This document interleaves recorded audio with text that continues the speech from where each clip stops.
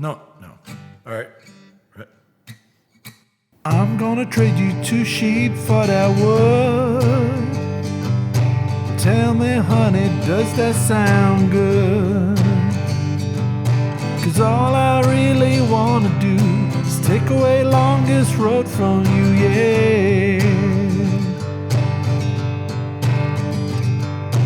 Welcome to these tabletop sessions.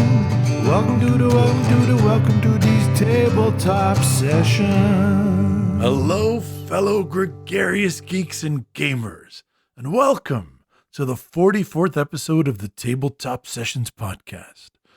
This is your monthly dose of tabletop gaming stories and shenanigans. My name is Elias, and with me today, it's the all-new shiny 2024 model Ippokratic bot. Hello. That sounds like an 80s model. Yeah, it does. Not a 2020.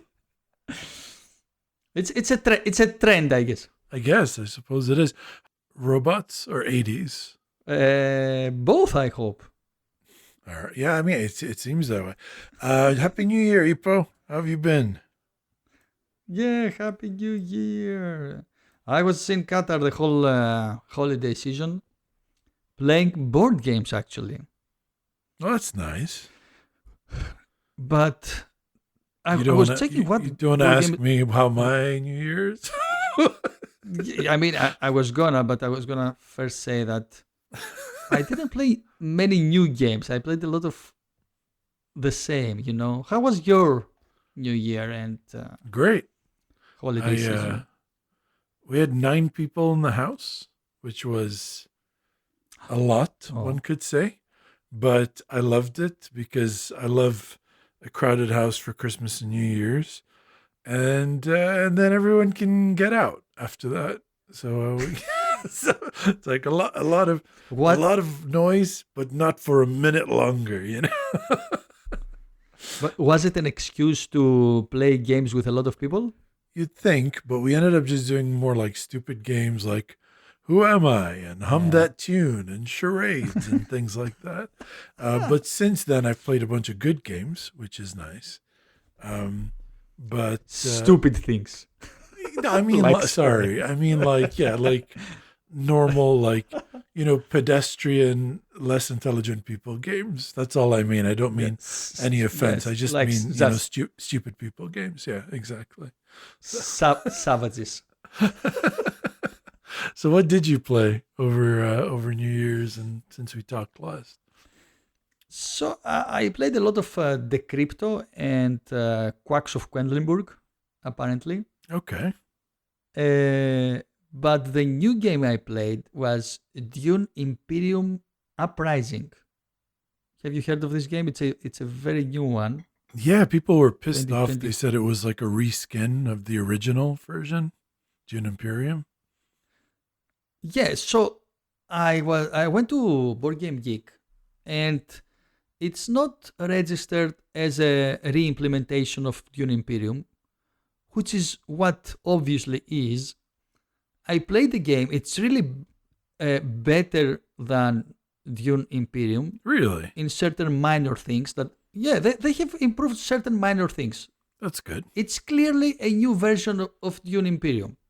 Okay. So they wanted just to have the old version because they don't want to take the risk of people liking more the previous version and removing it from the market, I guess. So they just gave it a new name and said, okay, no, this is a new, different game. Which is strange, I think. Like, if it was like Dune Imperium 2nd edition, you see a lot of people buying this one. Nobody would buy the old version, right? Yes, but like, if it's Dune Imperium Uprising, people might buy both of them because they're like, well, they're different enough. Yes. They both have a place on my shelf. Oh my God. Nonsense. It's exactly what you're saying. Now everything makes sense. Yes. This is what it is. Plus, it's got a super cool sandworm on the cover, so that's awesome. Yeah. But actually, it's funny because when we played Dune Imperium, I talked about it, I think, last episode or the one before. I played with Mo, and I quite liked it, and I put it on my wish list for like trades or whatever. And I wasn't sure which one to put. And people were saying the first version with the expansions is really good. The problem I had is like, I know myself basically when I buy expansions, I just kind of stop playing the game because I never know like how to teach it or what to include in it. It So I becomes like a too game much. to stand on its own. Exactly. So, but then people said on its own, the new version was better than the old version. So I put Uprising on my list instead. So I'm glad to hear that you agree that it is Yeah, the better option. I do need to pick up a copy of that. I I That's I, awesome. I totally agree. And now that you said so, I understand why they didn't call it a second edition. Because for me, it was like Twilight Imperium. I mean, you have first edition, second edition, third edition. I mean, Yeah. but the gap, I guess, between the years of each release is bigger in Twilight Imperium. Dune Imperium was a Sons of bitches. it was a new game, anyways, right? It's like what 2020. Brand new. Yeah, a couple of years. Yeah. Anyways, Um, so yeah, Interesting. Yeah. I got to play. I got to play another Splutter. Just like a week ago, Bus for the first time. I don't feel like I'm ready oh my to god, review it, but it's a root building game, and I really liked it, and I did, and I got it, and I did not bought it like I got it like mentally. I didn't buy it, but I might if I could get a copy or trade for it. Oh. It's worth having, I think. And it's just about building bus routes and stuff and picking up and delivering passengers through worker placement. It has something very similar to Dominant Species where you have like a display of actions and you resolve it from top to bottom, left to right. But what I really thought was very interesting about it is all the actions are relating to buses. So it's like extend your route, get a new bus, add a new building to the route, add new passengers to the stations, and then one of them is like stop time.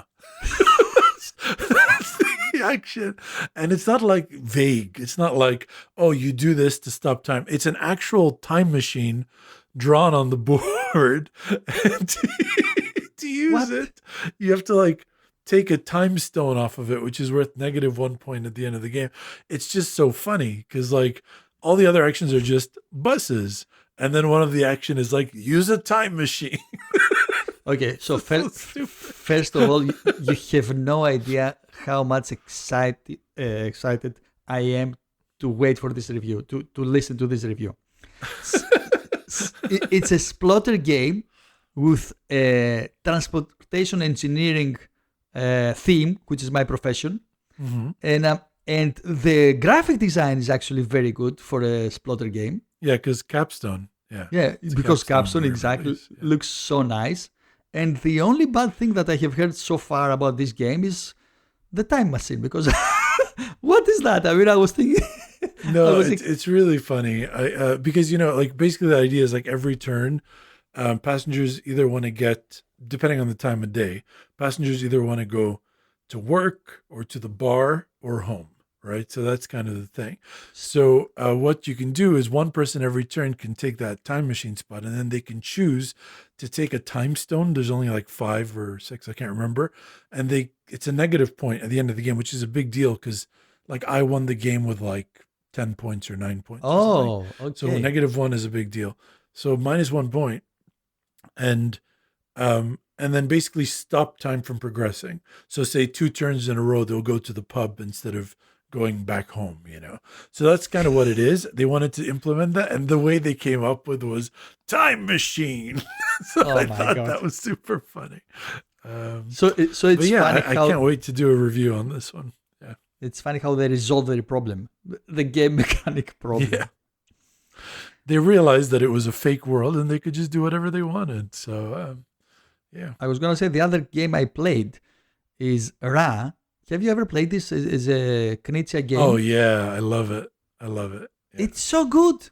I was not expecting that. It's so good. I don't know why I didn't, but also Do you there's know when? a new edition. So it's like Yeah, has that's the one I played. The new beautiful edition with the chunky wood pieces. the blue box. Yeah. Dima and I reviewed it on the episode where they came back, Dima and Byron. and you were away in Greece or London at the time. Sorry, Oh. and we reviewed it actually because we played it pretty recently, like last year sometime. Really liked it. It's a great game. Best part is chanting though. Rah, rah, rah. Right. That's We did have a blast with this. It was so good for a simple auctioning game. And the last thing we played, the other thing I would like to mention is Mysterium, which it's a mass market game now. It's based on Dixit, but it's more things added to this mechanism. I like Mysterium. I think I didn't like Mysterium. I felt, Okay. I mean, I had fun. Okay, so it's a good way to spend some time. But I realized I don't want to play it again. I felt that the mechanism is very good in Dixit, which is a very simple game, but it cannot take the silliness and the simplicity of the Dixit and add more things and make it a heavier game than Dixit. That's what I felt. What do you think? I think it's simple enough. I've played it with people who don't play board games and they get it pretty quick as long as an experienced person plays the ghost, because if they don't, it can ruin very quickly. I do think Mysterium, the screen is it's a much better experience for the ghost as opposed to Tamanichi the Mostfo, the first version, where you just had piles of cards for each player. So I think it's good. I don't think it replaces Dixit in any form. I think the only similarity is they have artwork on cards. So I don't see like, oh, if you like Dixit, you'll like Mysterium. I don't feel like they're at all similar. Really? I feel like Dixit is about knowing the person, and Mysterium is about more so the artwork. Whereas with Dixit, it's more like what someone trying to do like an inside connection with somebody else so that only one person guesses it, right? That's the ideal situation. So that's how I play Dixit anyways. That's how I try. So for me, it feels completely different. It feels, I would put Mysterium more akin to Codenames or to Crypto than I would to Mysterium, even though you're using pictures instead of words. That's how, Mysterium is more akin to those. Whereas I feel like Dixit is kind of, it's like more like a I don't know. It's its own thing, really. I have to say that it's very streamlined. The whole experience is very smooth. The components are great. It looks like a very well-developed game. But still, I don't think I want to play it again. It's not my cup of tea. Fair enough. I'll tell you my worst experience with Mysterium. I was playing with, we were playing, I think, 6 people. And so I was the ghost. And then we had Eugenio, Sergio, and Diego. No, or Tomas, sorry. And then also Lena, your wife, and Vivian, was that her name? Yes. I can't remember who came. Yeah. So what happened is Sergio and Eugenio started speaking Spanish, and Tomas started speaking Spanish, and they all started speaking Spanish to each other. So Lena, because she can get vindictive, Lena's like, well, I'm just going to start speaking Greek. So she starts speaking Greek. Was Vivian Greek? I can't remember. Yeah, yes, she starts speaking Greek to Vivian. And I'm sitting on the table. I don't know what anybody is saying. And I was like, well, I guess I'll just talk to myself. What a wonderful experience. Either play with a bunch of people who all speak the same language as you, or play with people who don't speak the same language as each other on the table. Well, that's my recommendation for Mysterium. Speaking of ridiculous experiences, the day we played Bus, after we played Bus, we wanted to play something pretty quick. Dima and I had to go, so we were at a friend's house. So we decided we're going to play QE, which is, and we played 2 games of it back to back. It's a pretty short game. It's called QE. It's from 2019 by Gavin Brinbaum, and I think it was a Kickstarter from Board Game Tables. I'm not sure. Basically, the people that did the Factory Funner Kickstarter. I think it was them. And what is QE? Have you heard of this game, Ipo? I think I have seen the box. I'm not sure about it. Yes. So in my head, my first for QE goes to like the ship, the QE1, the QE2. That's where my head goes. But I guess that's because I don't work in government. Because what QE actually is quantitative. Hold on, quantitative easing, right? Which is okay. Wait. That's not a word, right? Quantitative easing, which is what happens in real life when governments print money to inject into the economy. So basically, that's usually how governments respond to certain amounts of inflation. But if they print too much, it can result in hyperinflation, right? So it's kind of a delicate balance. It's about printing enough cash to sort of balance it with the economy without going too far to make inflation worse, right? And it's a whole science and math in itself. This game is not that serious at all. The name sounds so serious, like quantitative easing. I guess that's why they went with QE instead. And I think after playing it twice, I can call it a game in quotation marks, right? I think more than a game, it is a satire of how governments respond to economic change and inflation. The basic idea of the game is you go around. We were playing a 5-player game, so it's 3 rounds, and everybody basically has a turn as the auctioneer every round. And so you're auctioning 15 times. So 18 times.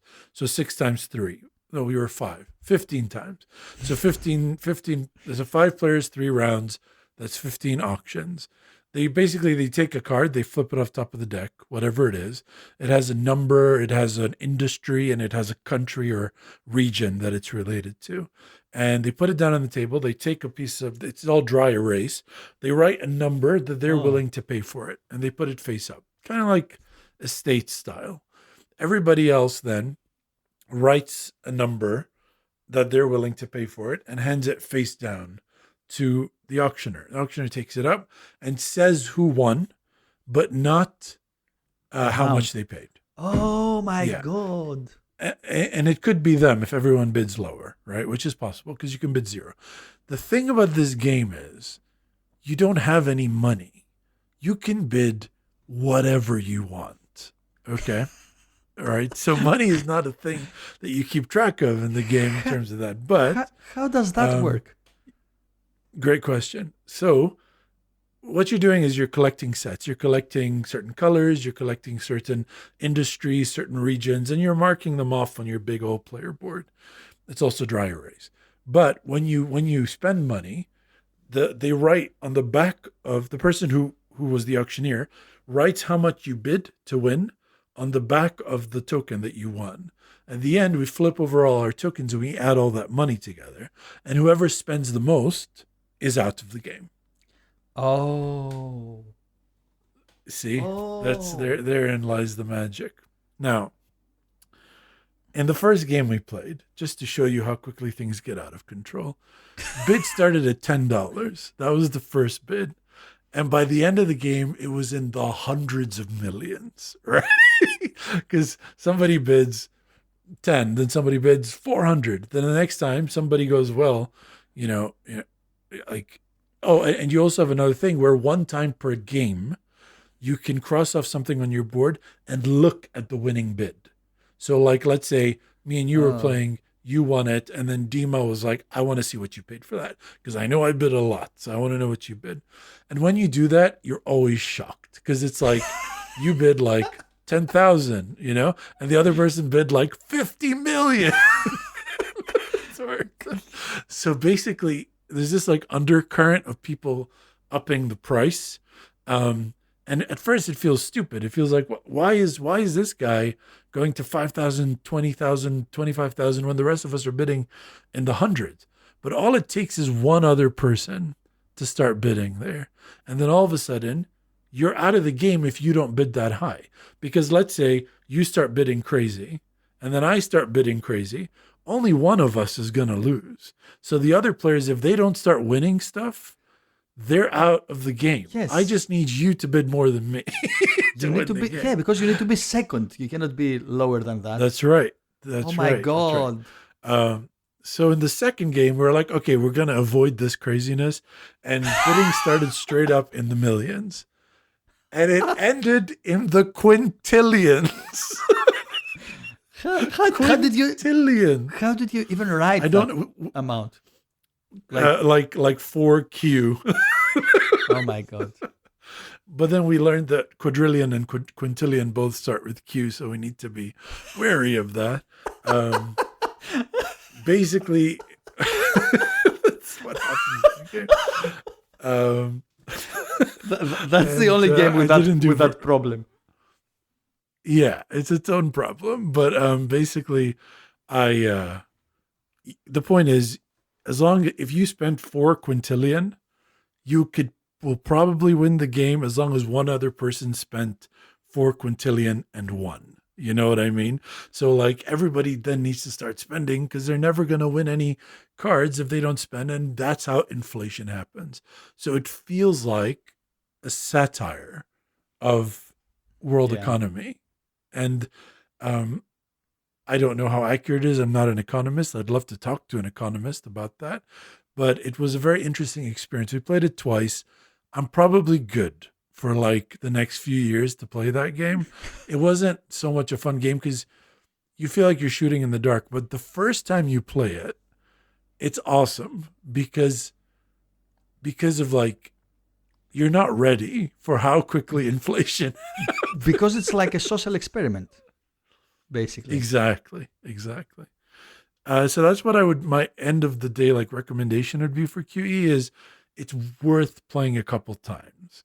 I don't know if it's not going to be something that hits the table very often because now that I get it, I know that I should spend pretty aggressively early on because no matter how aggressive I get, it's going to go higher. That's just the nature of humans. How many auctions are in the game? 15. Well, in the 5-player game, it was 15. It was 5 players, 3 rounds, and each player is the auctioneer 3 times. So was the last auction always the highest? The highest bid was the last most of the time, yes, yeah. So like in the second game I won, the first token I won was like the 3rd token that went for sale, and I got it for 18 million. And then I spent at one point because I really wanted. I spent 500 trillion, right? To win so I ended with like 3 tokens, which is okay. If you get 3, it means you're about equal with most people.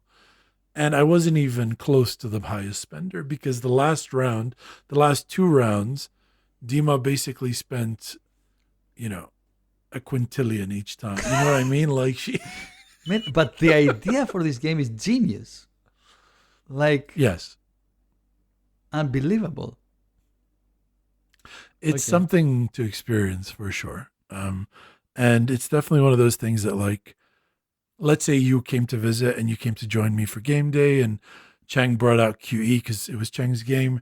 I would be like, oh, let's play this because I want you to experience it, But so that's the time that I can see it come out is when you introducing new people to it. It'd be a great, funny, interesting social experiment, but not so much a game per se, but I enjoyed it. And I recommend trying it and playing it, but I don't necessarily recommend going out and buying it unless you can get it for pretty cheap and like, you're not, it'll sit on your shelf for a long time between plays is what I'm saying. So it's like in the same category with the mind, right?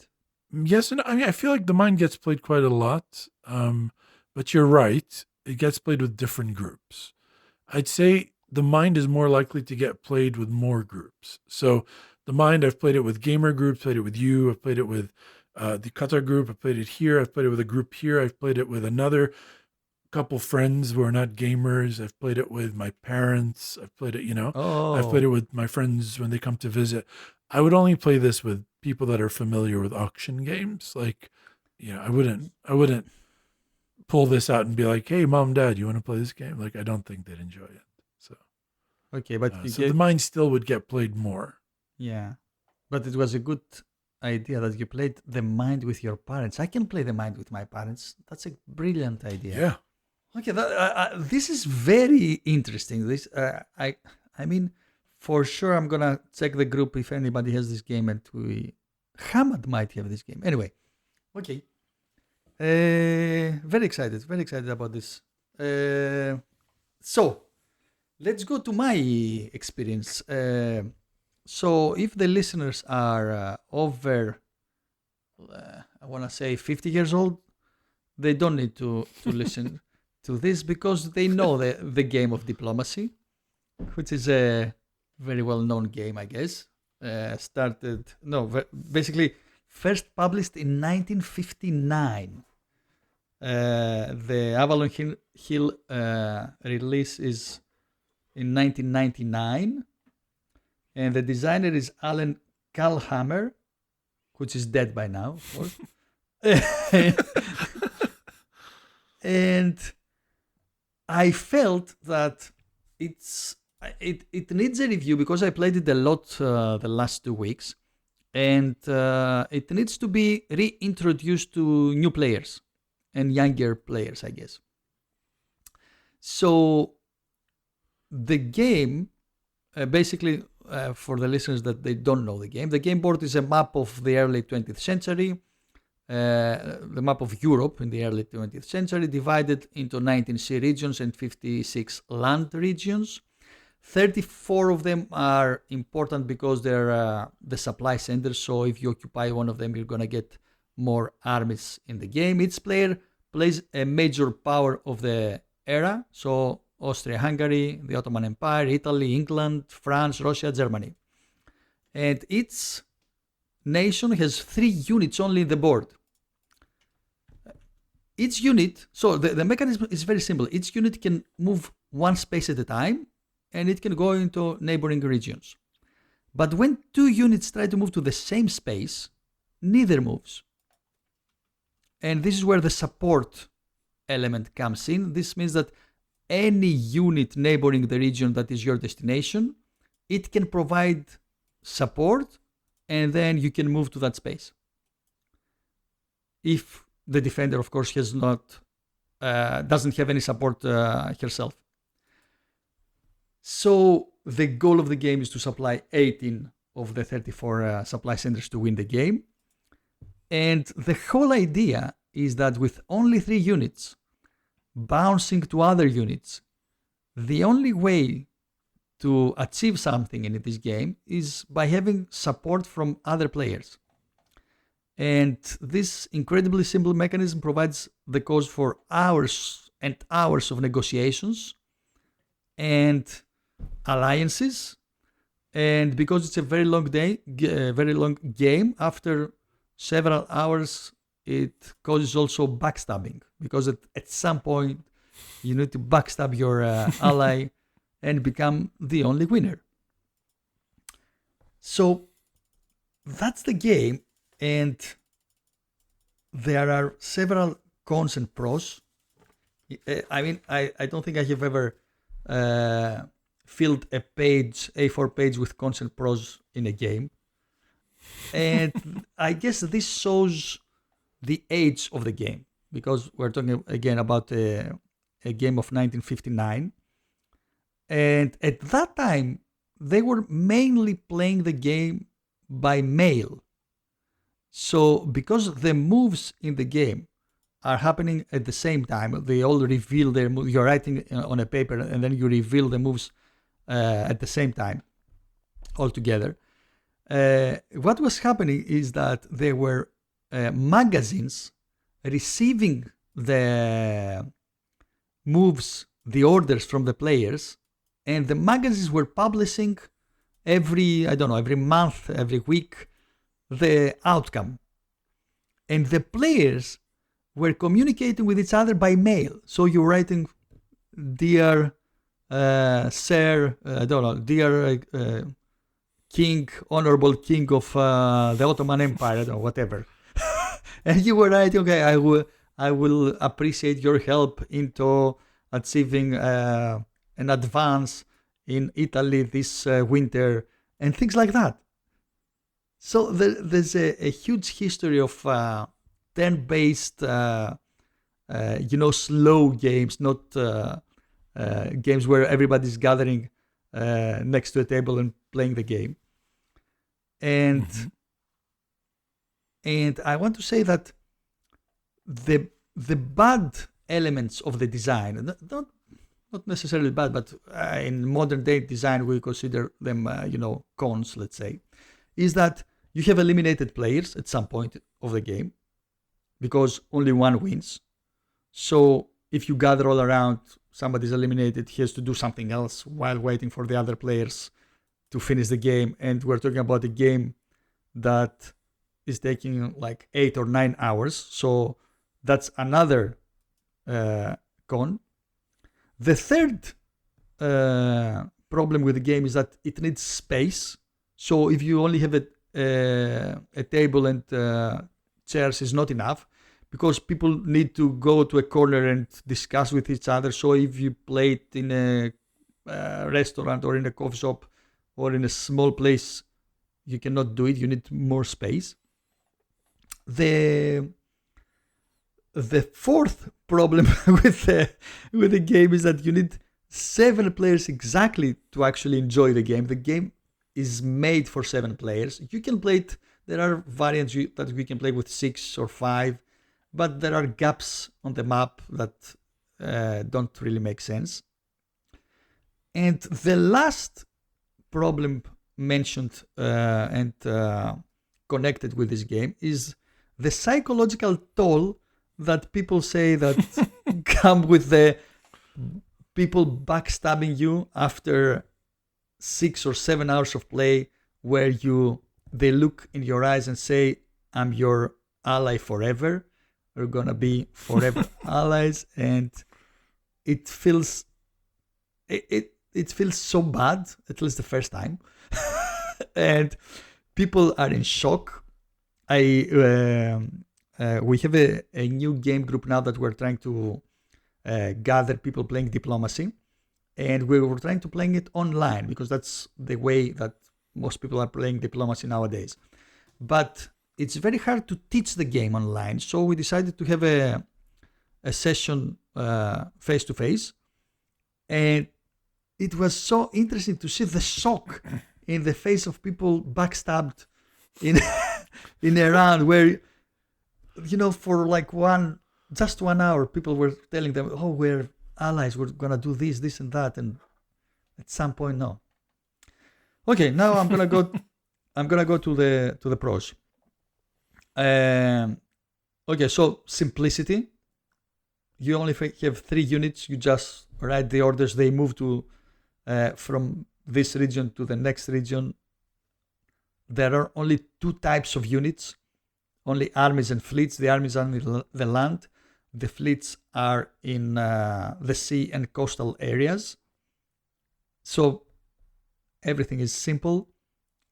The third thing, and probably one of most important things, the reason to play diplomacy, is that it's a game that creates memories.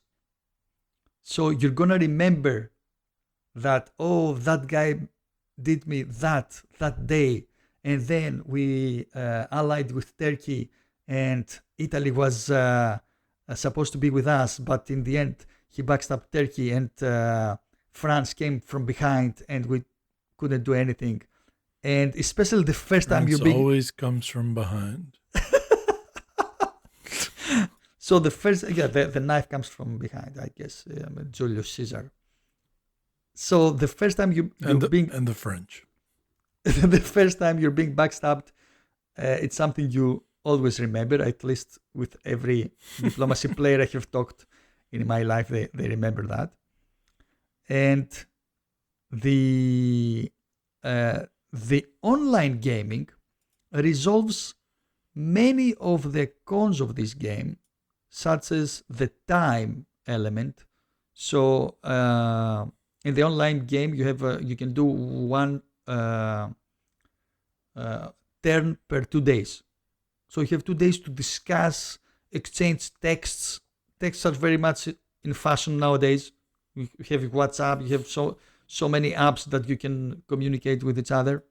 There are websites that are actually having their own chat modes where you can chat with other players.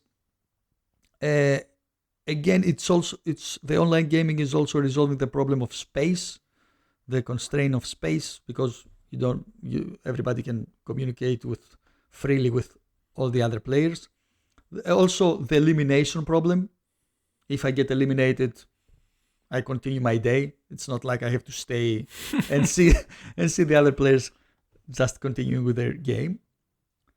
And I feel it's a must for every hobby gamer. They all should at least once try to play this game. And it's like it reminds me of what you said about QE, that you need to play it at least once because it's such an experience. I mean, I don't know if I would recommend a lot of people to play Diplomacy, though. I think it requires a certain level of thickness of the skin, right? Like, I don't know. I've had a lot of very bad experiences. Yes. With other people, like just getting mad in a game where you're supposed to attack each other. Like, it's, or backstab each other. It's kind of the basis of the game.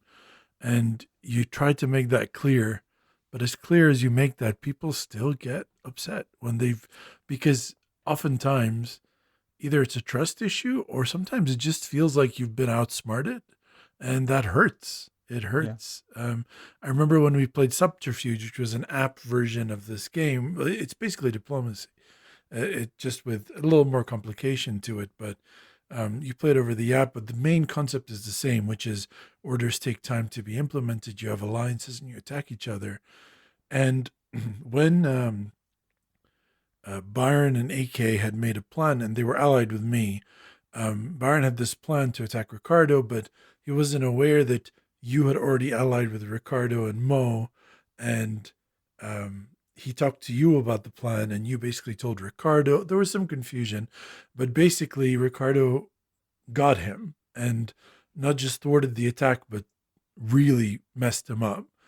And then he just kind of left the game in frustration, and so did AK, because AK lost a lot too. And then I was left basically holding the bag of, what was one side of an alliance, because the other two were like, I got hit pretty bad too, but I kept playing, you know what I mean?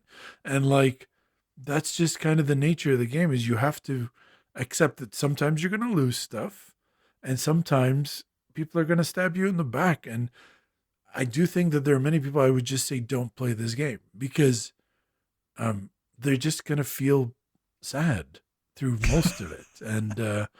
And I don't know. So I wouldn't say everyone should try it at least once. I would say if you heard all this and it still sounds like fun to you, maybe go for it. And also if you're able to not take shit too seriously, go for it. Because if you attach emotions too much to this, it can get ugly fast. I know you had a story where your cousin, two brothers or someone, stopped speaking to each other for a while after playing a game of Diplomacy, and that's nuts. It's a game. Like, it doesn't. They were not speaking. Nothing should cause that. They were not speaking to each other for 1 week, and they were not playing board games together for 6 months. That's crazy. That's because it feels like real, betrayal.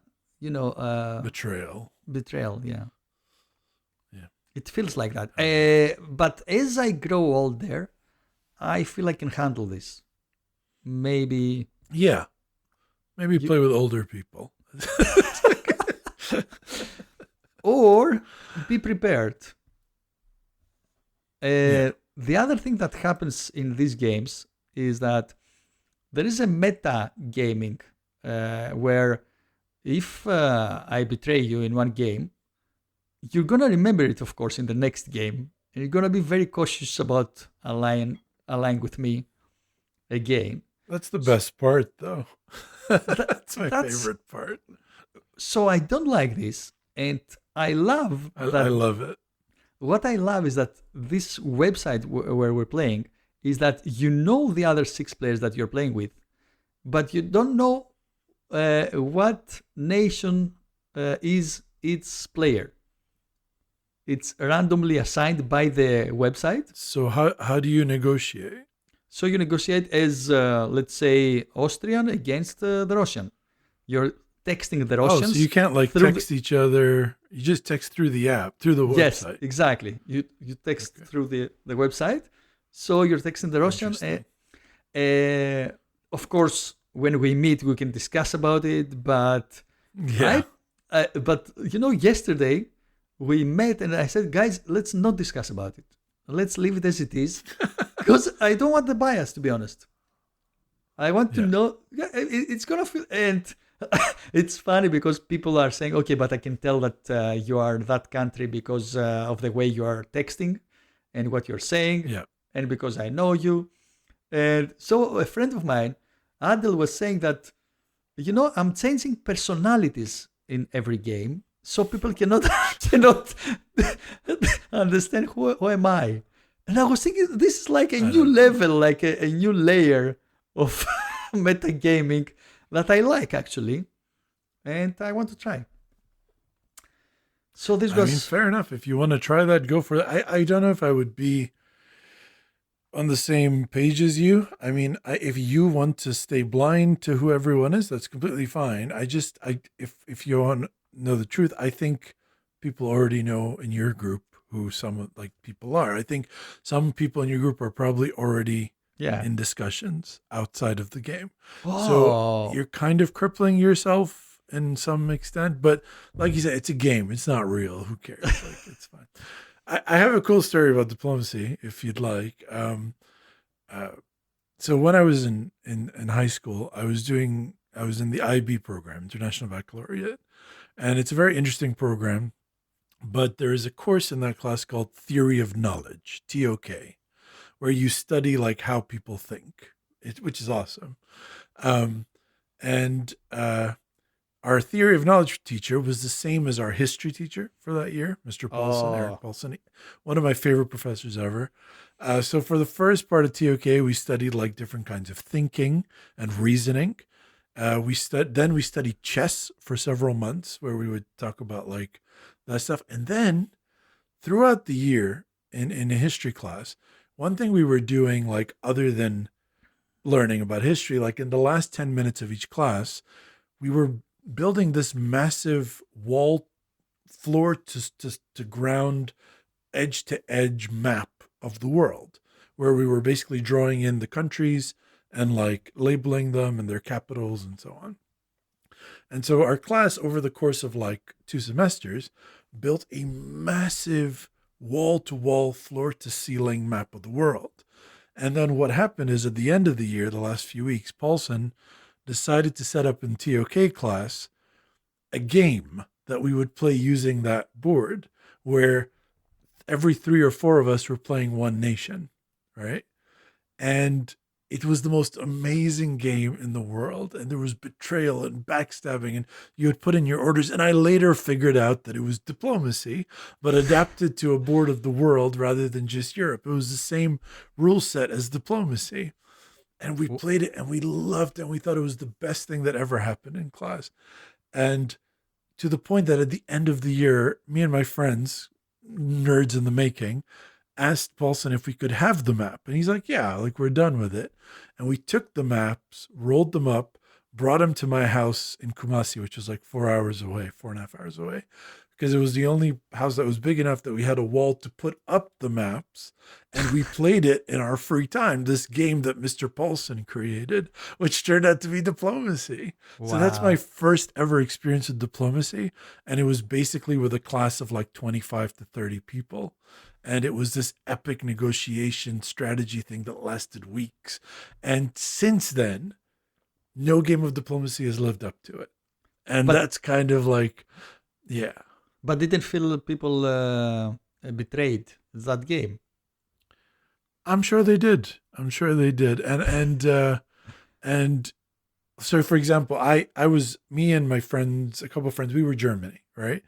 And as we were playing the game, one day we wanted to play. Everyone was there ready to play the after school. We were staying extra time to play this game, to think and plan and strategize. And Paulson couldn't make it. So he's like, Elias, I trust you. You play my group, Italy. Like you play instead of me, just for that time. And so I do that. And he's like, and then when I come back, you take over Germany. The next day I walk into class and he's like, Elias, what did you do? Because I basically handicapped him. Well, the time he handed over Italy to me, I handicapped him on every front that we shared. So he took the reins again. Basically, Germany could dominate Italy at will, and that was my master plan. Was a master stroke of betrayal to my own professor. So that was fun. But I absolutely love. I mean, that was such a great experience. That with so many people, it was basically a mega game. You know what I mean? It had so many people, and we all sort of had roles within our governments. Like we made them up, but like people that would tie break stuff when needed. Like this person will decide placement, this person will decide on alliances, and and it was amazing. And I don't think that I've ever had a diplomacy game that has touched that since then. So, but an amazing experience nonetheless. So it can make for a phenomenal experience. But I would say there's half the class that probably had a bad time. And then there was us future board gamers who were like, this is amazing. Mr. Paulson is a genius. Yeah, that sounds right. Yeah. I get it now. There you go. So that's my story about my first ever game of diplomacy. And that was diplomacy. You sound so excited about it. I mean, I'm still playing it, and I'm the game master in one game. The game master can see all the chats and all the orders and it's like the god. But you don't actually have a country, right? No, not in that game. Yeah. So I enjoy even that. That's cool. All right. Well, I'm glad you're finding new life in an older game. Speaking of that, I've been playing the newer version of Clinic Deluxe Edition. The original version came out in 2014. The Deluxe Edition came out in 2019. I got it from Kickstarter. It's by Alban Viard and AV Studio Games. I got it off Kickstarter. Artwork by Ian O'Toole on this latest version. The basic idea of the game, and I've played this now multiple times at 2 players and 3 players. It plays 2 to 4 or 1 to 4, but I've not played 1 or 4. So I'm just going to go through the basic idea of the game. People tell me if I'm making any sense, or because it's a very dense game. It's the guy who did Tramways and Small City and games like that. That guy. That guy, your favorite guy in the world. So the game is played in 6 rounds, and every round you each get 3 actions. And basically you have 6 tokens, 2 of each type of action. So 2 build tokens, 2 hire tokens, and 2 admit tokens. So in a round of 3 actions, you can do a maximum of 2 of one type of action, and you're doing 3 actions total. So what you do is you pick one of the 3 actions, you put it face down on your board, everyone reveals simultaneously, and the actions are resolved in that order, in turn order. So first build actions in turn order, hire actions in turn order, and then admit actions in turn order. So that's the game, and you're doing 18 actions. That's the entire game. When you go to the build section, you can build your hospital. So sorry, is there one hospital or each one has its own hospital? Each one has their own clinic, yeah. So each one has their own medical center that they're working on. And basically, the build action, you're building your hospital. So you're paying for things on certain floors, and there's multiple floors. So you have to think about it in multiple dimensions, right? So you're building facility, treatment rooms, you're building gardens, car parks, very important to deal with because we haven't built the tramways yet. So nobody's using public transport. So everyone's driving over, all your employees and all the patients. You're building all sorts How does the third direction work in the game? Like, okay, I can understand if you build 2D, okay, but 3D? So think of the 2D instead of like, it's a grid, right? So just think of a grid like a 4x3 grid. But instead of it being, So the horizontal lines, the top and the bottom, are perpendicular, straight, like that. But it's leaned to the side, like a parallelogram. Ah, okay. So the vertical lines are leaned to the parallelogram. And then, like, there's a gap and then another floor with the same concept. And then you can keep adding floors. So Your it gives you baseboard the has 2 floors, and you can add 3 more floors. so it gives you the perspective of 3D. Exactly. And that way you can tell which piece is on top of which piece and then which piece is Interesting. on the same floor. And you're building all sorts of entryways, and you're building like basically ways to move around, like basically think of them as escalators or whatever. And or teleporting machines, or whatever you want to think about them as. And then that's what you're doing in the building phase, building action. The higher action is you're hiring doctors, you're hiring nurses, and you're hiring orderlies. Orderlies reduce your overall cost to manage the place. Nurses basically adjust your doctor's levels. So there's 4 levels: white, yellow, orange, and red. And basically, white doctors have to treat white patients, yellow doctors have to treat yellow patients. Oh, and wait. it's the severity. Okay, this is very racist. That- now. Very racist, correct? Yes. Orange patients have to be treated by orange doctors, but it's not like, okay, so orange is the second highest level of it's like the third most severe condition, or the second highest level of doctor. But it's not like orange can also treat yellow and white. Orange doctors only treat orange patients because they don't do general medicine. They do their specialty.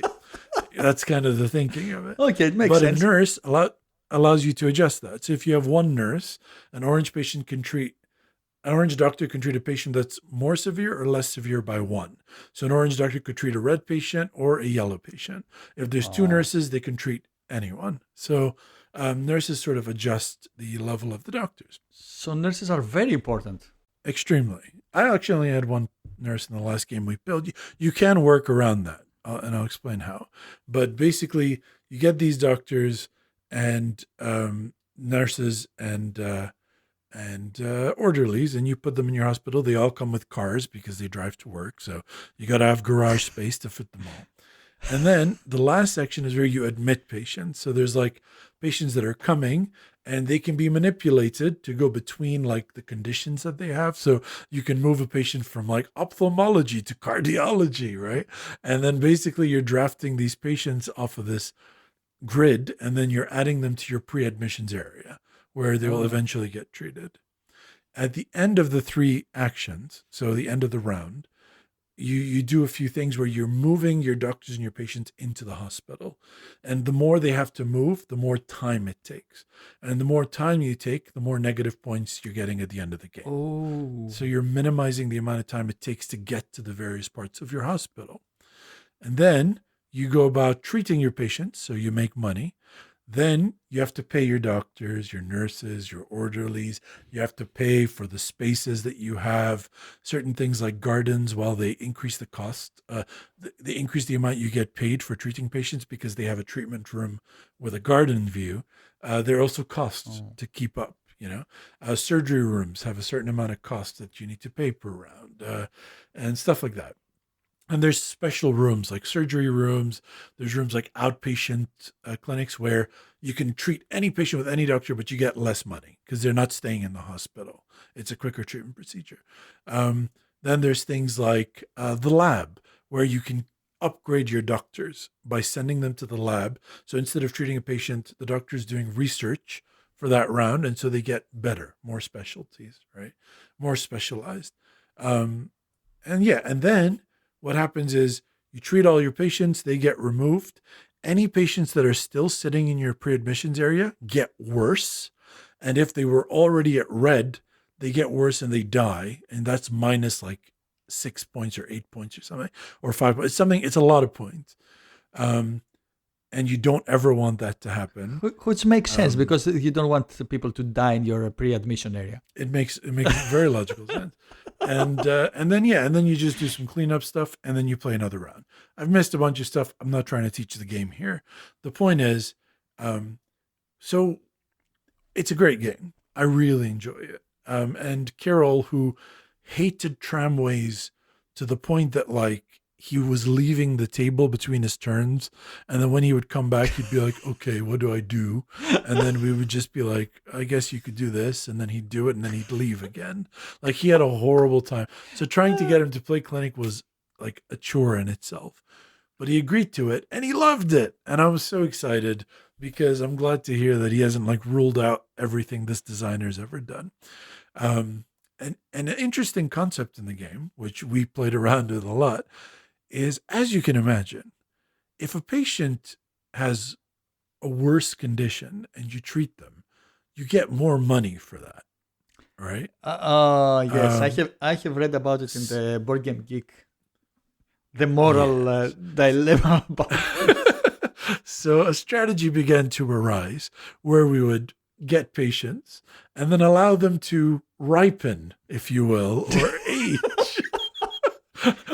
They would become a juicier fruit to pluck and take it. And that reminded me of viticulture, right? Because in viticulture, you're like aging your wine so that it becomes better.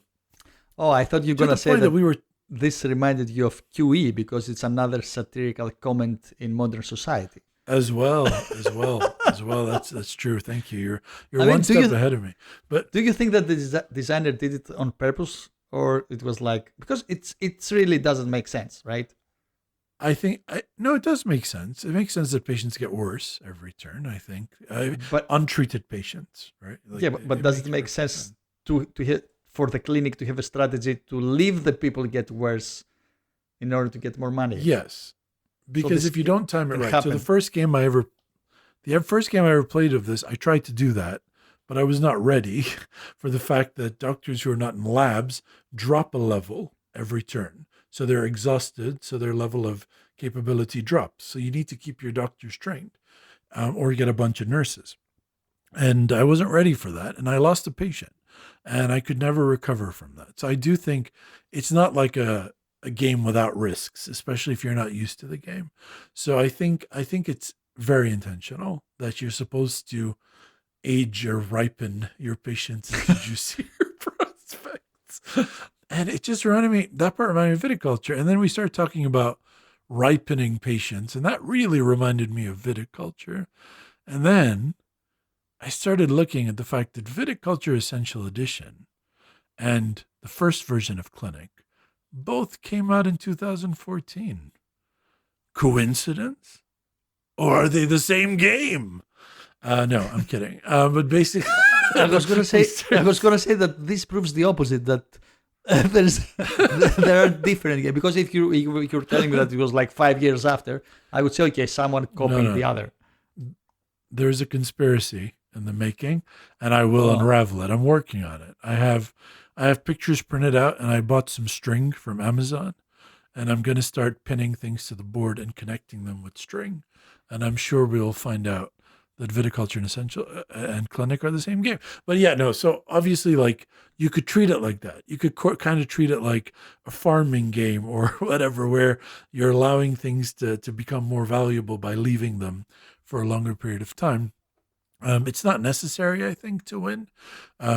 You could just have the most flexibility and go first, or have the most flexibility in admitting patients and just get the most valuable patients and treat them right away. Like I didn't really age patients very much, but Kirill's entire strategy was aging his patients or ripening them. So I do think it's very funny. I do think it's also very satirical. But I think the game is great. I think there's a lot of heavy decisions.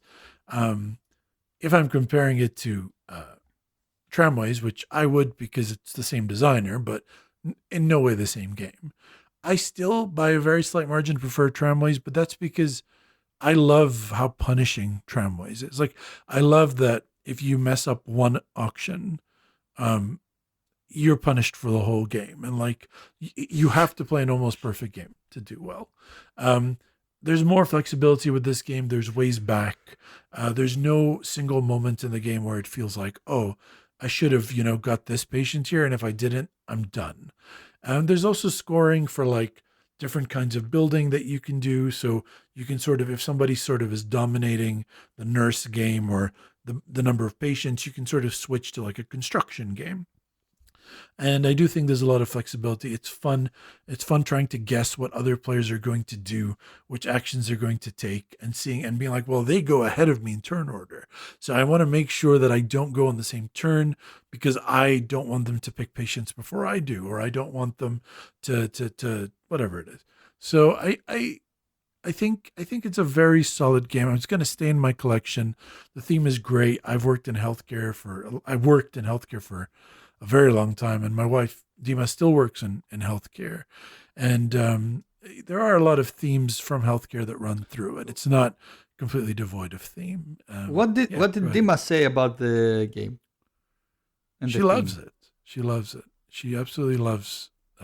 She definitely prefers it to Tramways, and I think Carol would agree with that.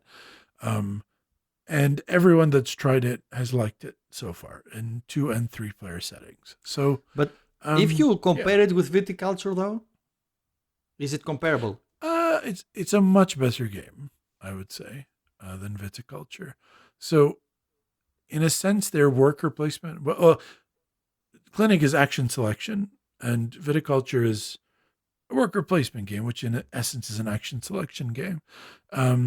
And they both do have different phases. So like Clinic has like the build phase happens before the hire, happens before the admit. And Viticulture has, the summer season and the winter season. And they both have like the aging of things to make them more valuable. But Viticulture it's a simpler game. I get it to the table with more people. It's shorter. It's more friendly in terms of theme. People enjoy it. And I think if your comfort level is around like, I still have Viticulture, by the way, and it's a great game.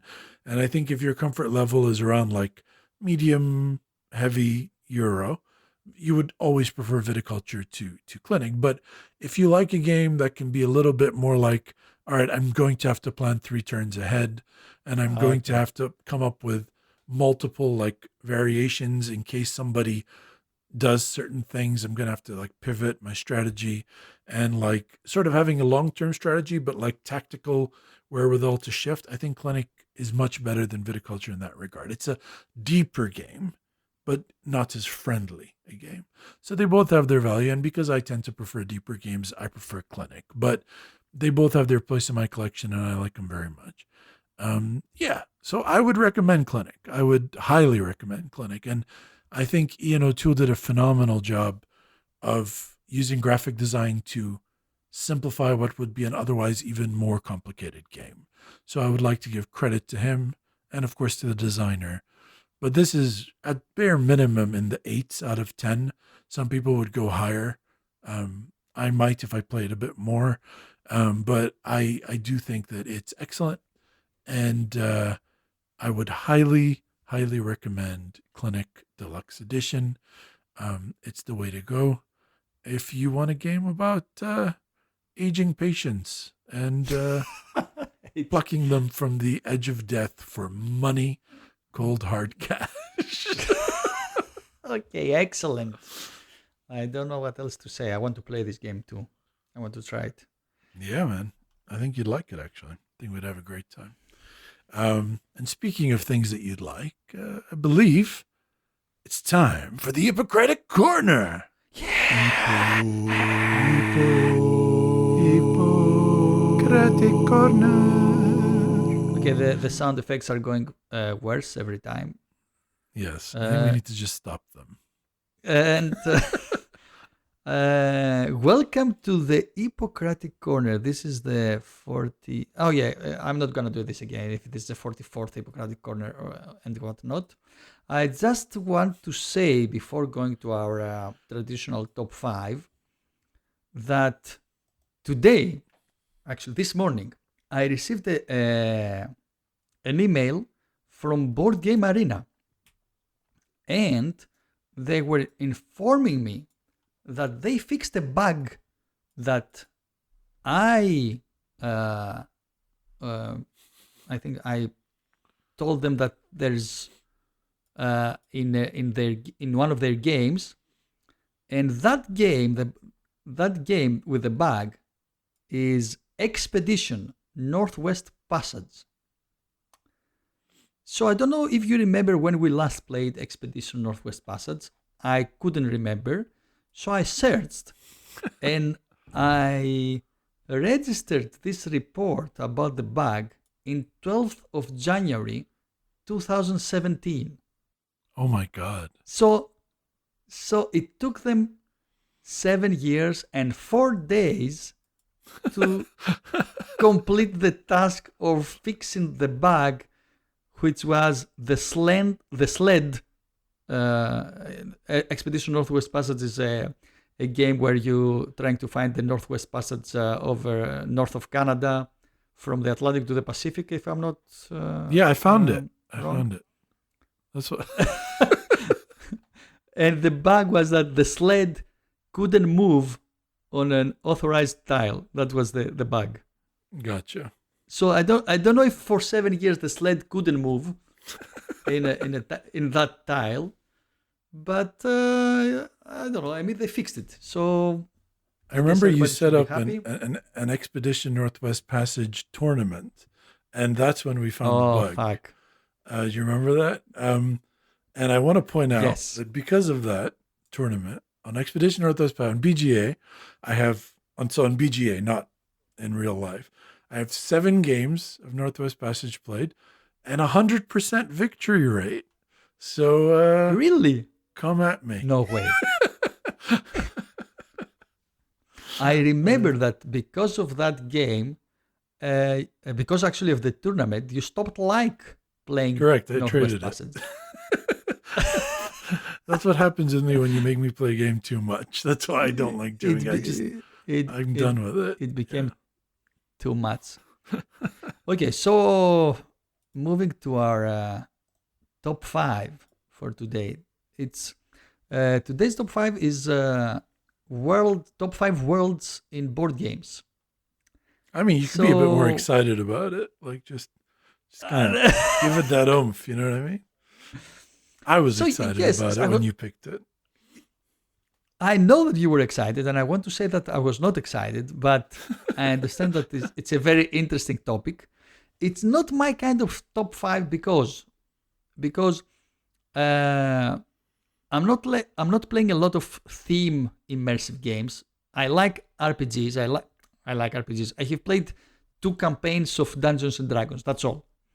Okay, but there were long campaigns, and I really like them. So I feel that I'm not the right person to talk about top 5, but maybe I'm the right person because there are people out there that share a similar taste with me, meaning that there are people more interested in the mechanisms of the game and less interested in the world that comes with the game. So my top 5 could be actually the best 5 worlds in good games tied to an extremely interesting world.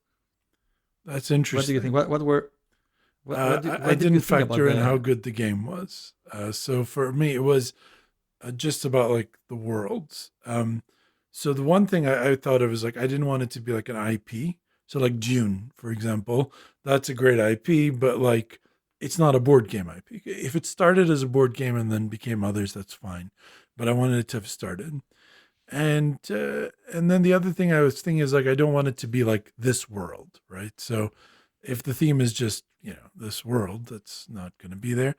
And I wanted it to feel like present in the board game, not just like described at the beginning of the rule book and then you didn't feel it. But I didn't think so much about most of these games are pretty good that I have on my list. Like, let's say all of them or maybe all but one, but it's not like, oh, what is a good, but we do have very different opinions. Like I tend to like more like, not thematic games. That doesn't matter to me, but I love theme. Like it doesn't have to be present in the game. In fact, I don't mind if it just exists separate from the game. I kind of just like to read about theme and like learn about it. That's how I looked at it. Like the theme is cool. It's interesting. When I play the game, I feel like I'm in that world.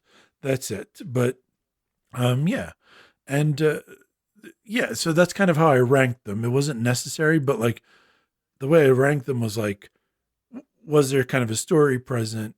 It doesn't have to be one that was written out. It could be.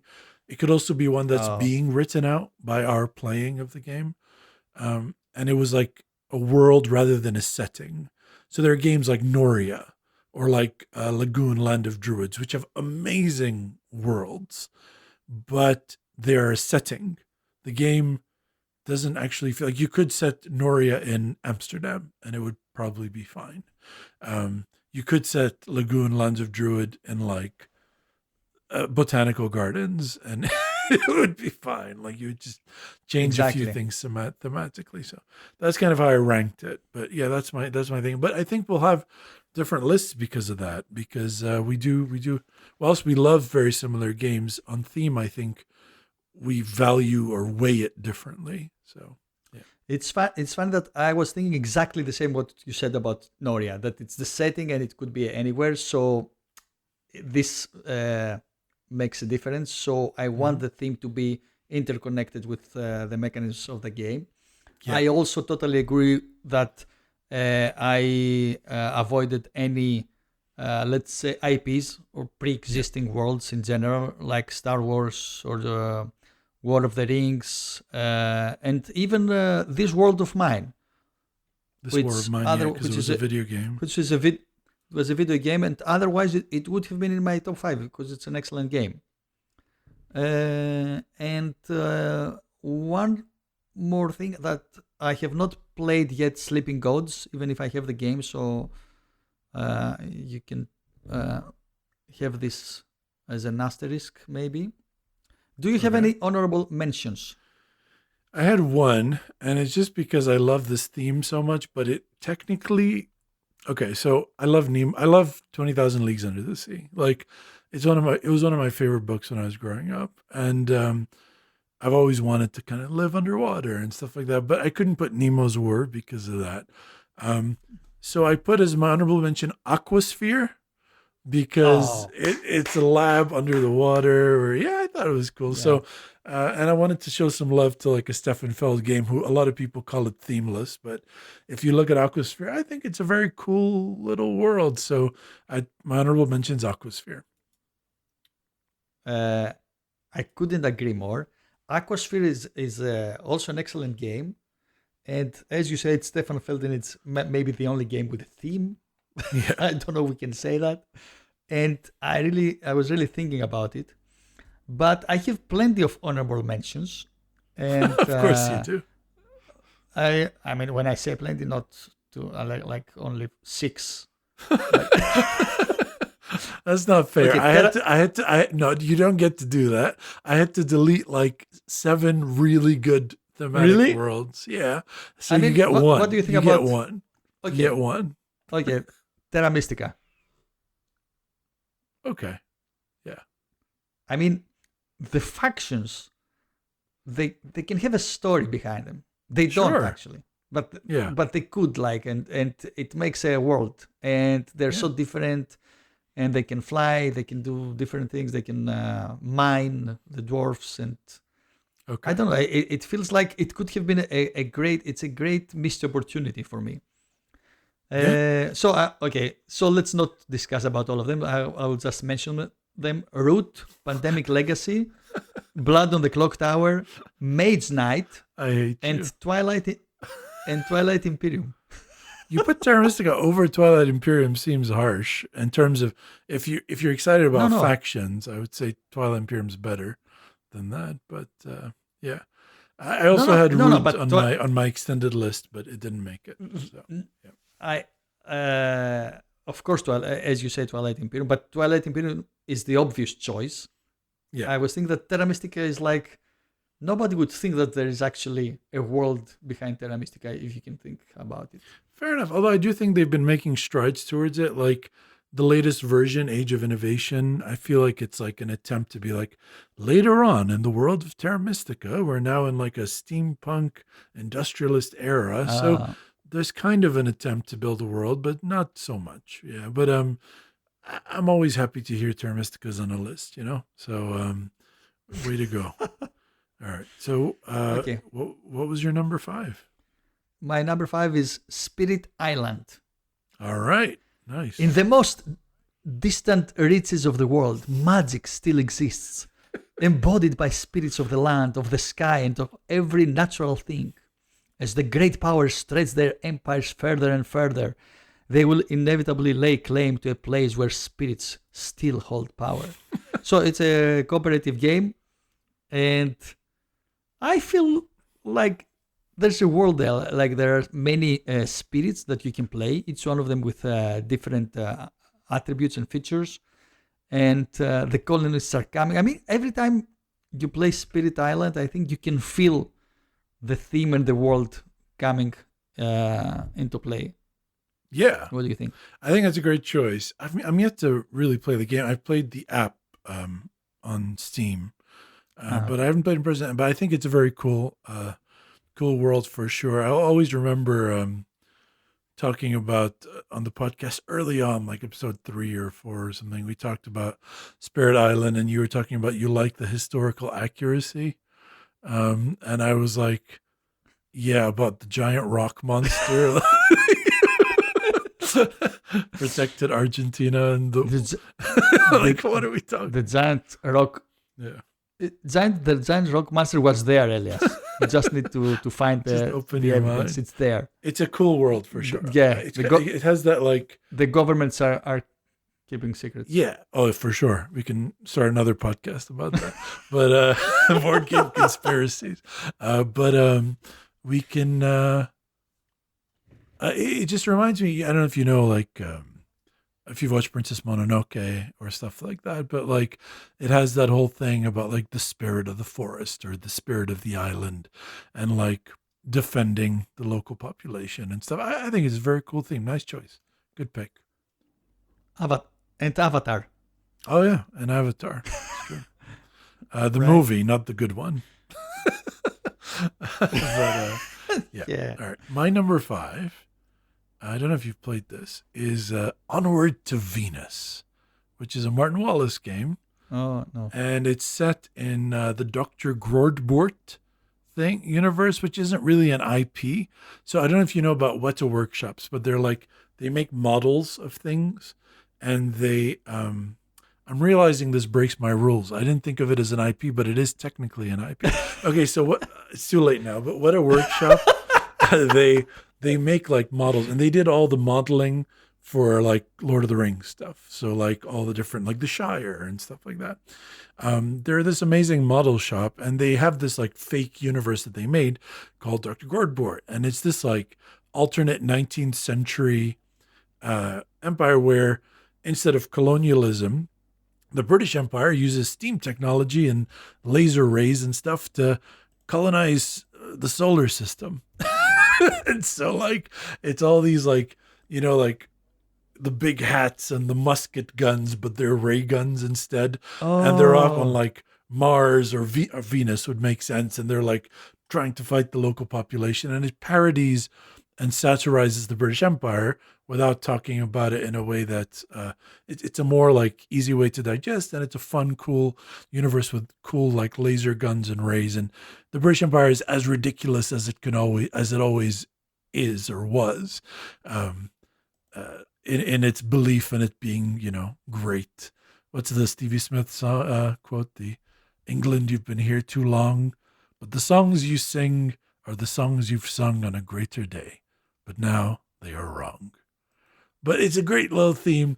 You're going around, you're colonizing planets, fighting, you know, alien populations and each other, because it's not just the British Empire. It's like, you know, all the European powers and stuff.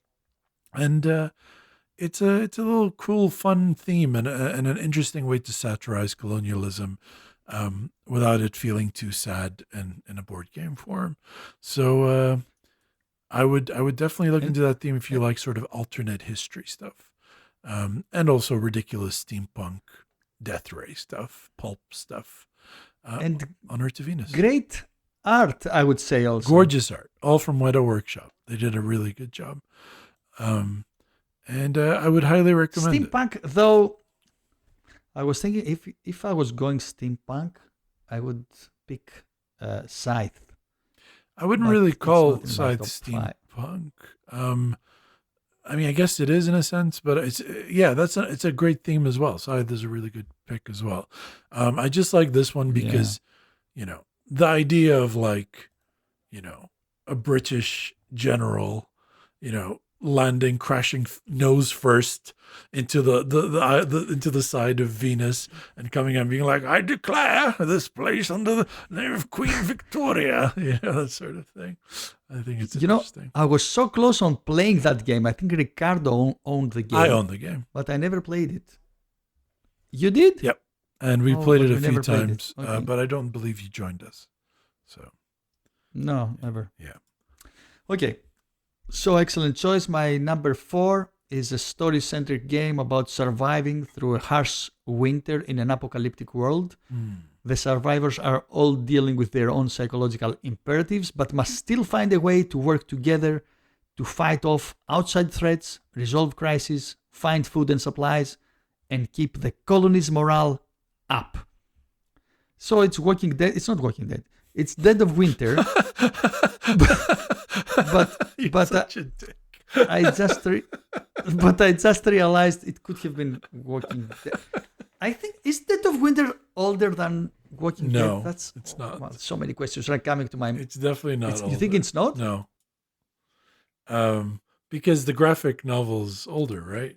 Oh, okay, yes, but okay, I understand. It's a game about zombies and you're trying to avoid the zombies, but it's so thematic and it's so nice, and you're actually feeling when you're playing the little dog.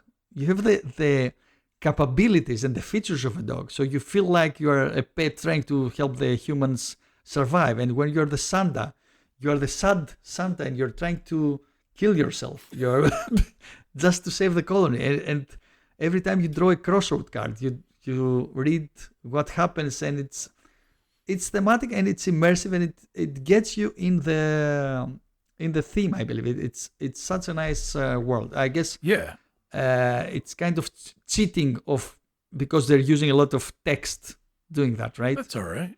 That's fine. But it's all right. I think it's a good pick, and like even though I'm not a fan of the game, playing wise, I can see why you find that. But maybe I would put it in a list of like immersive themes. I don't know about cool worlds, like the world. I mean, it might be good. Zombie apocalypse is cool. So yeah. So yeah. Especially when there's alcoholic Santas. So that's great. So Dead of Winter is my number 4. Nice. At the risk of being what Ippo called obvious, my number 4 is Twilight Imperium. Oh my god! I thought this is gonna be your number 1. It was initially, and then I realized I like the other 3 as worlds better. Twilight Imperium is now I'm excited. Is the most excited, is the most interesting, space 4X sort of theme. So, and if you're interested in sort of a single crew running through space and stuff, Zaya would be a better theme, but Twilight Imperium, if you're interested in that space empire building, clash of civilizations, first contact thing, I think it comes through. I think they've produced so much text that is just a labor of love. Like, I know you can go online and basically from their website, you can download 68 pages of theme, and it's just like speeches from different members of different factions and the history of them, and facts about their home world, and like the story of when they first ran into the what are they called? The sorcerers, the gene sorcerers and stuff like that. The Mahakt kings, that's what they're called. So it's all this history and the fall of the Lazex Empire and the era where people sort of grew inward because space travel was no longer worth it without the existence of that central empire and the trade and the cross-pollination of cultures. And there's so much in there, and they really went above and beyond. And you can just buy the RPG book, Embers of the Imperium, just for source material, just to read about the worlds and it's there, and there's books about it, one of which I narrated. So if you want to check out. So there are also audiobooks. The Veiled Masters, check it out. But basically, it's all there. I love it. Whenever I play it, I feel the theme. I feel immersed in the world, and I really like it. I like Twilight Imperium mostly for its theme. I don't think gameplay-wise it's particularly brilliant, and I just think the theme and the world itself is all there, and that's why it will always be something I love. So it's definitely deserves a place in my top 5 board game worlds. Twilight Imperium. That's what I admire the most in Twilight Imperium. That there is a lore that is very advanced, and you, as you say, there are so many things that you can read about it. Yeah. And the other thing that, okay, this is not relevant right now, but the other thing that I admire about this is that they are actually improving the game with every edition. So that's also important. But I couldn't find the combination, the interconnectivity between the theme and the game, between the world and the game, I better say. So I guess this is the reason that it stayed out of my top 5, but it's an excellent choice. Of course, it was my honorable mention, and I'm happy that it's in our combined top 10. Sure. Okay, so my number 3, right? Yes. So my number 3 is where you guide the course of history in an ancient land. Players might take the role of agents, bolstering the old order or scheme to bring the kingdom to ruin. The consequences of one game will ripple through those that follow, changing what resources and actions future players may have at their disposal, and even altering the game's core victory condition. Can you tell what it is? No. I wasn't listening. Sorry. Oh my god. Sorry. Okay, wait. I don't think you have. Wait. Alter the course. I heard alter the course of history, and I heard alter the game end victory condition. Let me see if I can use those two things to pinpoint it. Okay, so one more clue is that I don't think you have played this game. Oh, that doesn't help me. Okay, go ahead. Yeah, exactly. So it's Oath, Chronicles of Empire and Exile. No, I wouldn't have thought of that. Okay. Yeah. So the game, this is actually the first in my top 5 that makes a really good job connecting the theme, the world, and the gameplay. Because you really feel that you're trying to get rid of the king, or maybe you are the king, or maybe you are an ally of the king, or you are a rebel, and you are visiting the the relevant locations that can help you in your quest, and you can change the course of history, and the world really immerses in the game. I really love that, and I think that's the most prominent feature of the game and what it makes it special. The game has many flaws. I have two of my friends that they don't consider it a game. They feel it's so random that they cannot play it anymore. But still, I feel that you can just play it to feel the world and what's going on beyond that. Very cool. Very cool. So that was Oath by the designer Cole Werle. What I'm realizing is that you defined yours as best worlds in board games, best worlds in good games and board games. Like that's kind of like how you're looking at it. It's like you want the game and you want to feel the theme coming through it.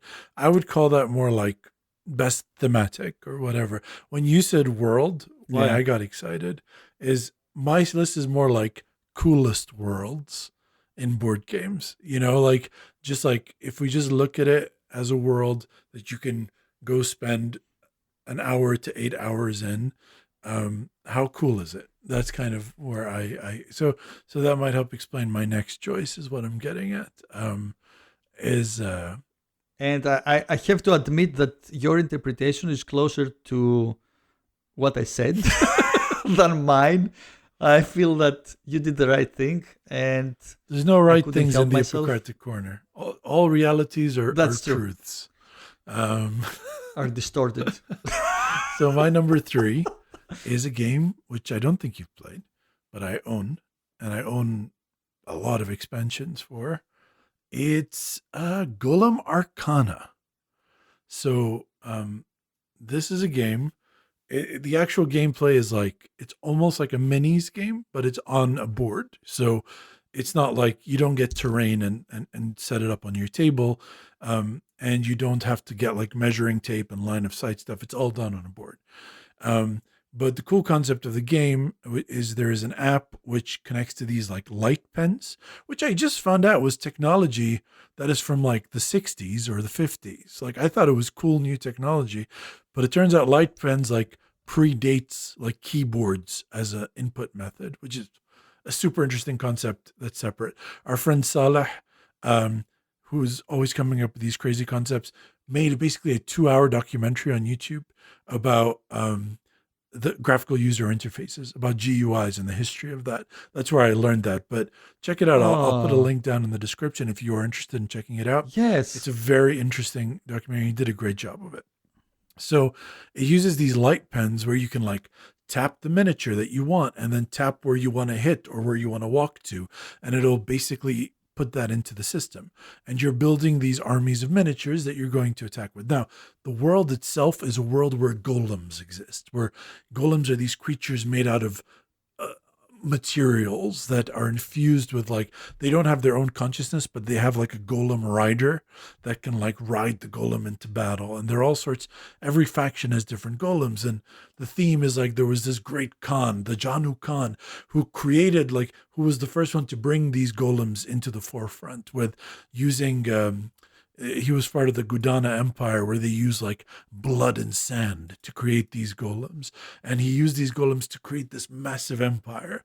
But then more people learned how to create golems. And when the Khan was brought down at the end of his reign, another rival empire came up, the Durrani, who make their golems out of stone and brass or bronze, you know. And these are the two major sides which are going against each other. There are other factions you can sort of draft into your different armies. So you can use the Urugal, who are like golems made out of stone bones from the earth. And then you have like the Zikya, who made it out of trees and wood and things that grow.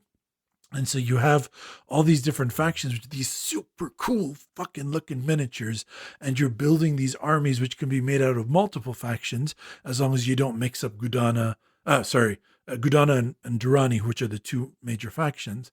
And you build these armies and you can go to battle against each other.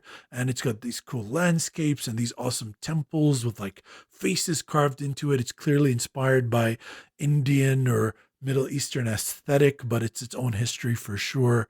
Has nothing really from actual history. And it's a super cool world to exist in. And you have these golem riders riding these one-of-a-kind golems into battle. And I love it. And there's a lot of theme. There's a whole wiki on it. There's like a whole, golemarcana.fandom.com. You can go on there and you can just read about the history of the various factions. And it's a very cool world that this board game exists in, and completely original to the board game. So that's my number 3, Golem Arcana.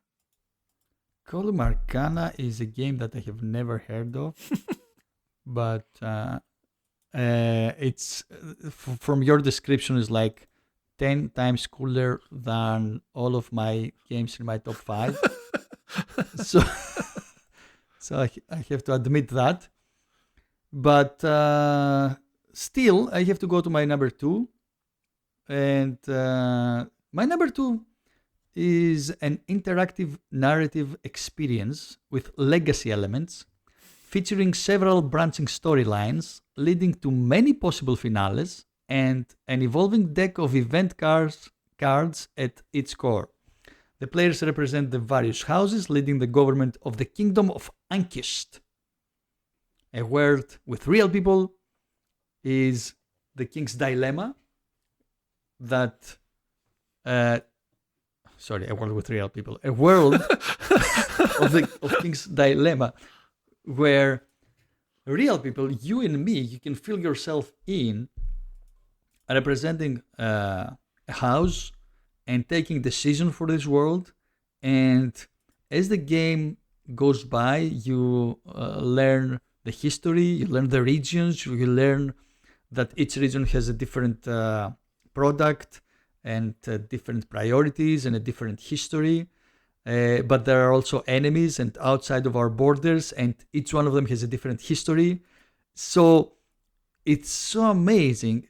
And the reason that you can feel that and you can live in this world and you can take decisions based on what you know is that you spend a lot of time in this game because it's a campaign game. So you're going to have at least 10 sessions playing the game.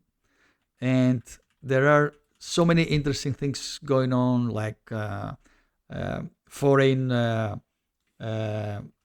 kings suffering a plague in their country and asking you to send some wheat, or people asking you to revive the old tradition of sacrificing people in your kingdom, in the religion of your kingdom, or sending quests about. I don't want to spoil a lot, but these are like certain things that are happening in the game where you can send people trying to find the Holy Grail or something like that.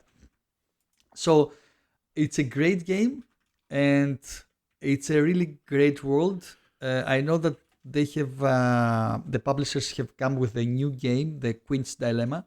I don't know if this is a continuation of the same world or if it's a completely new world, but I highly recommend it, and it's my number 2 for today.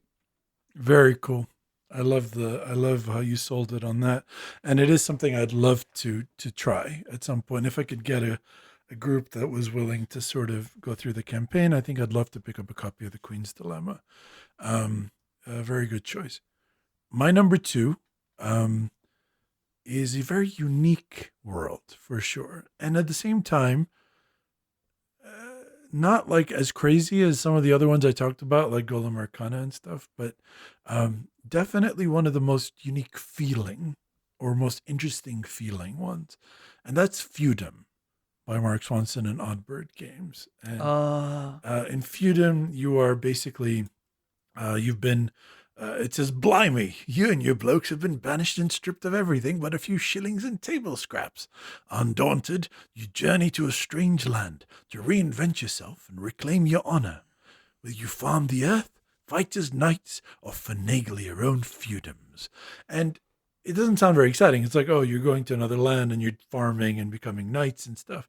But that, where it really lies is you journey to a strange land. And what a strange land it is. It's got these monsters and sea monsters who aren't like a major part of the game really, but they just kind of exist there and you can use them, and they're cool and they're painted in this like Baroque style art and with gorgeous colors and stuff. And what's really cool is the world that's built around these guilds, and there's all sorts of cool guilds and alchemist guilds and knights guilds, and the knights guilds manages the monsters, but the don't forget about the alchemist guilds, because other than deciding on certain market things, they're also in charge of bringing out the different vehicles. So you can get little submarines and you can get different dirigibles that you can use to fly around. So it's a very unique world, and it has monsters, it has adventure, it has trade. The resources in it are not, salt and gold. It's saltpeter and sulfur. And it's beautiful and charming, and you want to spend time in that world. And it's absolutely one of my favorite places to be in terms of something that was created by board games, just to sit in that world for 4 hours while I play that game. Feudum, one of my number 2 top board game world of all time. I want to say this is an excellent choice. You need to think, or the listeners must know, that all these that you said are combined with a beautiful art that I invite our listeners to Google right now, Feudum, and see the images. Feudum is Feudum, and the art is really amazing. And it's also an excellent game, It's a phenomenal game. which is so combine the world with the. I believe that if this game was published by a known publisher, it would have gone for a second edition and a third edition and expansions and everything. But this was a product of love, I believe, right, from the designer. It's on GameFound right now. I believe they're coming up with another edition of it. Oh my God. So let me actually look. Okay, send me the so link. I don't give you any false information. Yeah, here we go. I don't think My it's God. gone live yet. It's a preview, but they will be coming back with a 7th anniversary collector's edition, including an exclusive brass Oh my clockwork God. behemoth. Oh my God, I must pick that up. I would love it. Oh, it You're looks killing so me. You are- cool. Oh man. Yeah, I'm gonna. All right. How do I follow this? Follow. Yeah. Okay. I'm just gonna back the extras. Okay. Yeah. Okay. You need to put this in the episode description, I guess, Done. because it's not fair what you're doing right now. But anyway, so high praise for Feudum. I'm gonna go to my number one. My number one, it's the early 20th century. You have decided to sail back to the newly discovered 7th continent to attempt to lift the terrible curse that has struck you since your return from the previous expedition. So for people that don't know the game, it's the 7th continent. Basically, when we say about worlds, I don't think you can you can not think about this game, because it's a whole world, it's a whole continent that you're supposed to explore. And for me, when I first sat down and was thinking, okay, let's think about worlds, it was the first thing that came to my mind. Okay. It's an excellent game that I suggest to play solo or 2 players, even 3 maybe, but not more than that. We didn't enjoy it too, but I never tried it solo. Maybe I should have. Maybe it would still be in my collection. And to be honest, I have completed the original game, but I have not played the expansions, which are so many, and they're adding even more things to the continent, which is already huge, and it's terrifying for me to start now again. And so this gives you the size of the effort and the size of the world. And this alone, I think it's an accomplishment from the designers. It made my extended list, so I think it would be top 10, 12, roundabout.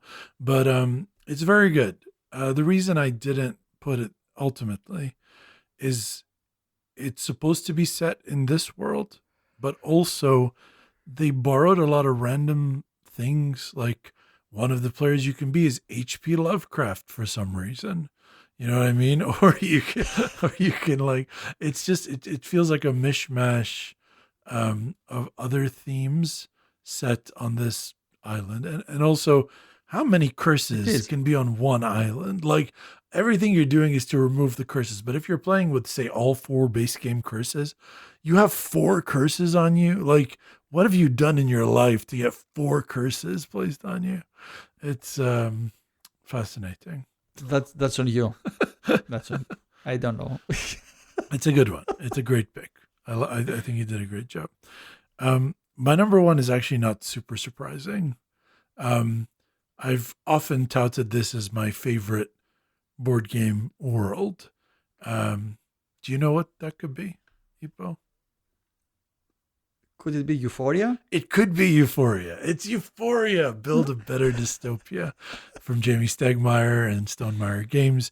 I love dystopias. Like, when you talk about themes, when a book starts off or a story starts off like, in the future, everybody is good. I'm like, I'm not super interested in it. But when it starts off with like, people think they're happy, but in actuality, there's like a a small sub-ruling class that's making all the decisions and keeping people like I'm buying, baby. Exactly. I'm all in. I'm all in. And I think Jamie Stegmaier does a terrific job sort of building this theme where you have like the Euphorians and you have the subterraneans that live under Euphoria, like little rat people. And then you have, it's funny to call them rat people because the Euphorians themselves are running in little hamster wheels because they need to keep healthy, but that's how they generate electricity for the city of Euphoria. And then you have the people that live in the farms, the Outlanders, who are probably the people that are most in control of their own lives and probably the ones that should be considered like, you know, the most like respectable people, but in fact they're kind of looked at as like barbarian savages living outside. And then you have the people that are on drugs that are living in the sky on basically a drug that makes you more like complacent and willing to accept the dystopia that you live under. And it's funny and it's also clever. And even though Jamie doesn't spend any time writing anything, like a lot of the stories just told in the board layout and the different factions and the leaders and the things that are collected as like artifacts, like a beat up copy of Viticulture or like an old teddy bear missing an eye, you know, or like stuff like that. And then like the little cards of like when you have to make a decision. And then instead of explaining what the decision is, it says just like a couple words, and then the art just brings so many. Like there's one thing where you're helping a friend escape and you have to decide whether you want to help them or not help them. And one of the one option is basically you waving goodbye to that person flying off in an air balloon. And the other one is you shooting out the air balloon so it falls to the ground. Like there was no explanation necessary. That explains everything. And I want to see things filmed there. I want to see a series written there. I want to see more stories told in that universe and these different factions. And I think it's really great. And it's always been, when people want to know how creative you can be with Boardgame Worlds, like people say, oh, a lot of fantasy and sci-fi and farming, but what is there really?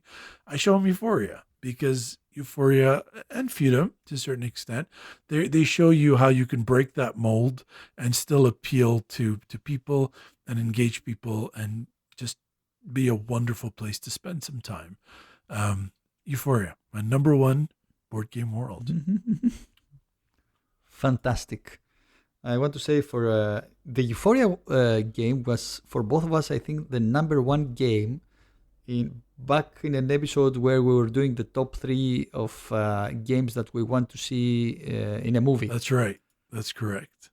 Or worlds from games that we want to see in a movie. We can actually talk about that real quick. It was our episode 1, top 3 games to turn into a movie/TV series. And yours were Euphoria, Tragedy Looper, and Galaxy Trucker. And mine was, Euphoria, Onward to Venus. Although I tied it with World of Smog. I kind of wanted to do like a mashup of the two. And then Pax Porfiriana, because I like Westerns. Dima had Golem Arcana, top of her list. Galaxy Trucker, and City of Iron. That's a good pick, by the way, City of Iron. And Byron had Secret Hitler, Rising Sun, and Munchkin. I don't know about Byron's list, but the rest of us did a great job. And also, when you said that in Euphoria there is a treadmill that they're producing energy. Yeah. Have you seen that there is a Black Mirror episode where they're doing bicycle to produce energy? No, I haven't. I don't watch a lot of. I think that. Yeah. And that came after Euphoria, I believe. Yeah, it would make sense. Euphoria is from 2013, right? So. Oh, maybe not. Maybe not then. Maybe I'm wrong. It's just really lovely, really good, and I really like it. I think we got some good choices out there. So go explore your world. I think so. Yeah. Excellent. Yeah. Okay, so that was excellent. Thank you very much. This time, I really want the listeners to tell us what are their top 5 worlds in board games. I'm really interested to know. So you can find us in our Board Game Geek Guild or Instagram or YouTube account now. Yes. We also do that. We don't have a TikTok yet. Never. And you can find you can find the never say never. You can find the link in our episode description. Thank you, Elias. Sorry, I was just waiting for you to get through your script over there. But thank you so much for listening. That brings us to the end of this tabletop session. Make sure to follow us on Instagram at Tabletop Sessions, on YouTube at Tabletop Sessions, or at our Board Game Geek at Tabletop Sessions podcast, or whatever it's called. Join the conversation, share a fun story of board game shenaniganism, or as I say sometimes, hooliganism. I love stories about hooliganism. And let us know what your top 5 was this month over at any of our platforms. And you can find the link to all of these in the episode description. Check it out. Engage with us. We're super interesting people sometimes. Most of the times, not really. We're kind of boring, but sometimes we're fun. And maybe we'll be your friend. That's all I have to say. So we'll be back in a month. And until then, to quote one of my favorite writers, by the way, it's Kurt Vonnegut. I know it's like episode 44 and I have never actually said that. God damn it. You've got to be kind. Say bye. Tabletop. Go find new worlds. Tabletop. Bye, guys. Tabletop. Tabletop. Top. Session. I like it. Very Star Trek-y. It's Very, very Facebook. Go find new worlds. Is that what Facebook is doing as the meta thing? Is that what they're doing? No. I mean, it's like an image that you would post, and then it would say, yeah, go find new worlds. Yeah, and then you put the caption like Paulo feeling like Paulo this Coelho. morning, ready to take on the world. Well, who's in Facebook anymore? Only old people. Basically, my father. And you. I'm not anymore. I'm not posting anything. You're so cool. because it's basically my father and his siblings. so that makes a lot of over 80 years old people. Yes. That we're trying to avoid. That's more than one. That's a lot of 80-year-old Okay. people. Okay.